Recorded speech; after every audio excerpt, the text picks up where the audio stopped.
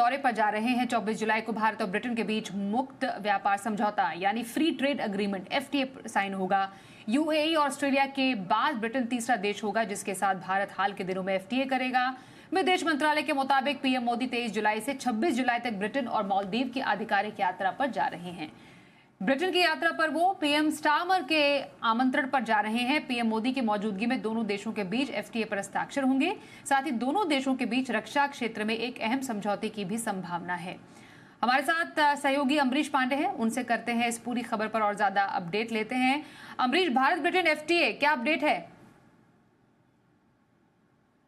देखिए, हमने लगातार बताया था कि प्रधानमंत्री इस महीने के अंत में जा सकते हैं ब्रिटेन, और वो खबर जो है अब आ गई है।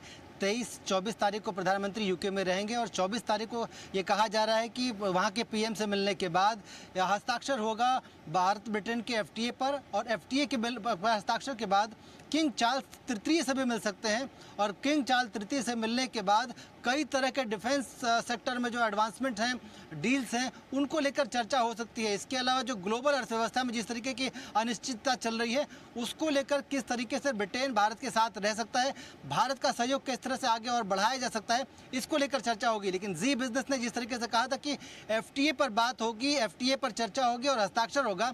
अगर हम FTA की बात करें तो विकसित देशों के साथ जो लगातार भारत की कोशिश है FTA की, उनमें ब्रिटेन अब तक की सबसे बड़ी अर्थव्यवस्था है। और ये FTA एक बार जब सफलता से लागू हो जाएगा तो हम देखेंगे कि अगले 6 साल में कपड़ा industry, liquor industry, auto components, auto industry, labour intensive जो इंडस्ट्री है वो, इसके अलावा टेलीकॉम इंडस्ट्री, इनमें एक बड़े निवेश की संभावना है।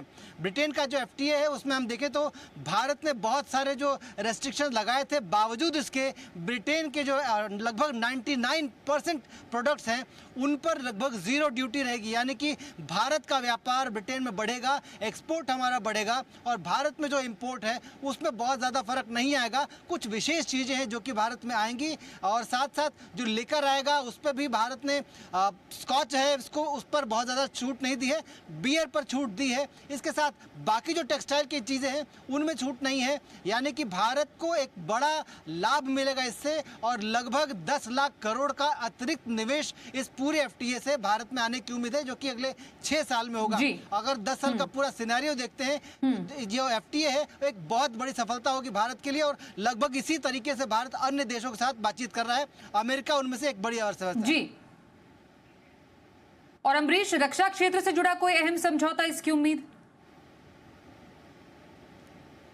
देखिए, जिस तरीके से लगातार हमारा फोकस है, हमने देखा कि पाकिस्तान के साथ जो हमारा युद्ध जैसी स्थिति थी, उसके बाद हमारे जो हथियार थे उनकी डिमांड ग्लोबली बढ़ी है। लिहाजा भारत ये चाहता है कि डिफेंस के सेक्टर में जो हमारा सहयोग है यूके से, वो बढ़ाया जाए। साथ साथ जो हमारे फाइटर प्लेन्स हैं उनके लिए जो इंजन्स हैं, उसके लिए हम डिपेंडेंट हैं विशेष तौर पर अमेरिका और ब्रिटेन से।